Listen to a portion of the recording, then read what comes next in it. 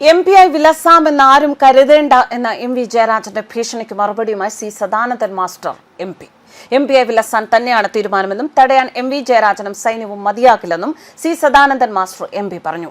കാലുവെട്ടിയ കേസിൽ കമ്മ്യൂണിസ്റ്റുകാരെ ജയിലിലാക്കിയത് പരമോന്നത നീതിപീഠമാണ്. നിങ്ങൾ നേതാക്കൾ ബോംബും വാളും മഴുവും നൽകി പറഞ്ഞയച്ചതനുസരിച്ച് കൊടും ക്രൂരത കാണിച്ചതിനുള്ള ശിക്ഷയാണത്.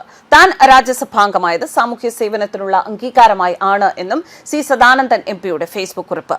നാട്ടിൽ നന്മ പുലർന്ന് കാണാൻ ആഗ്രഹിക്കുന്ന ലക്ഷങ്ങളുടെ പിന്തുണ തനിക്കുണ്ട്. അതുകൊണ്ട് ആ വാറോല മടക്കിക്കെട്ടി അങ്ങ് അലമാരയിൽ വെച്ചാൽ മതിയെന്നും സി സദാനന്ദൻ മാസ്റ്റർ എം.പി. മുന്നറിയിപ്പ് നൽകുന്നു.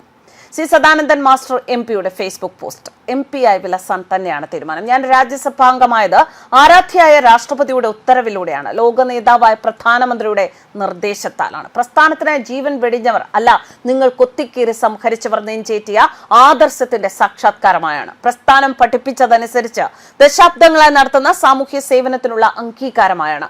അതിൽ അസഹിഷ്ണുത പൂണ്ട് വെറികൊണ്ട് കലിതുള്ളി തൊണ്ട പൊട്ടിക്കേണ്ട ഫലമില്ല. നിങ്ങളുടെ അടിമത്തം പേറാൻ മനസ്സില്ലെന്ന് ചങ്കൂറ്റത്തോടെ പ്രഖ്യാപിച്ചതിന്റെ പേരിൽ ദുരിതം പേറേണ്ടി വന്ന അനേകായിരം അമ്മമാരുടെ കുടുംബങ്ങളുടെ ആശീർവാദം എന്നോടൊപ്പമുണ്ട്. നാട്ടിൽ നന്മ പുലർന്നു കാണാൻ ആഗ്രഹിക്കുന്ന ലക്ഷങ്ങളുടെ പിന്തുണ എനിക്കുണ്ട്. അതുകൊണ്ട് ആ വാറോല മടക്കി കെട്ടി അങ്ങ് അലമാരയിൽ വെച്ചാൽ മതി. ഇങ്ങനെയൊക്കെ പറയണമെന്ന് ചിന്തിച്ചതേ അല്ല, പറയരുത് എന്ന് തന്നെയാണ് നിശ്ചയിച്ചിരുന്നത് എന്നും പറയിപ്പിച്ച് അടങ്ങൂ എന്നാണെങ്കിൽ എന്ത് ചെയ്യും? നാടിന് ഗുണമുണ്ടാകുന്ന പണി ധാരാളം വേറെയുണ്ട്. നരേന്ദ്രമോദി സർക്കാർ 2014 കേന്ദ്രത്തിൽ അധികാരത്തിലെത്തിയ ശേഷം കേരളത്തിൽ നിന്ന് ഇതുവരെ 3 പേരെ നാമനിർദ്ദേശം ചെയ്തിരുന്നു. ഭരത് അവാർഡ് നേടിയ നടൻ സുരേഷ് ഗോപിയെയും ഒളിമ്പ്യൻ പി.ടി. ഉഷയെയുമാണ് നേരത്തെ നാമനിർദ്ദേശം ചെയ്തത്.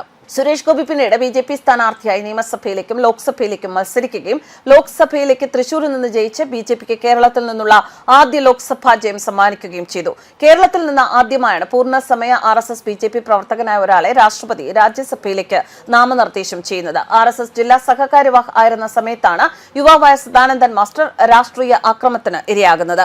1994 ജനുവരി 25 രാത്രി 8:20 സദാനന്ദൻ മാസ്റ്റർ വീടിന്റെ സമീപത്ത് വെച്ചായിരുന്നു ആക്രമണം. 2 കാലുകളിലും വെട്ടേറ്റ് വീണ അദ്ദേഹത്തെ ആംബുലൻസിൽ ആശുപത്രിയിൽ എത്തിച്ചുവെങ്കിലും കാലുകൾ മുറിച്ചു മാറ്റേണ്ടി വന്നു. സംഭവം നടക്കുമ്പോൾ അദ്ദേഹത്തിന് 30 വയസ്സായിരുന്നു. എന്തായാലും ഇത്രമാത്രം അദ്ദേഹത്തെ ദ്രോഹിച്ചിട്ട് അദ്ദേഹത്തിന് ബുദ്ധിമുട്ടുകൾ ഉണ്ടായിട്ട് അദ്ദേഹത്തിന്റെ ജീവിതത്തിന്റെ മേജർ ഭാഗവും ഇങ്ങനെ അദ്ദേഹത്തിനെ ഇത്രയധികം ആക്രമിച്ചിട്ട് സ്വന്തം കാലില്ലാതെ ഇത്രയധികം ജീവിതം അദ്ദേഹത്തിന് കാണേണ്ടി വന്നിട്ടും ഇനിയും ഭീഷണിപ്പെടുത്തിയാൽ സദാനന്ദൻ മാസ്റ്ററെ പോലെ ഒരാൾ കേട്ടു നിൽക്കേണ്ടി വരും എന്ന് കരുതിയെങ്കിൽ നിങ്ങൾക്ക് തെറ്റി എന്ന് തന്നെയാണ് അദ്ദേഹത്തിന്റെ ഫേസ്ബുക്ക് കുറിപ്പിലൂടെ അദ്ദേഹം പറയാൻ ഉദ്ദേശിച്ചിരിക്കുന്നത്. ന്യൂസ് ഡെസ്ക് കർമ്മ.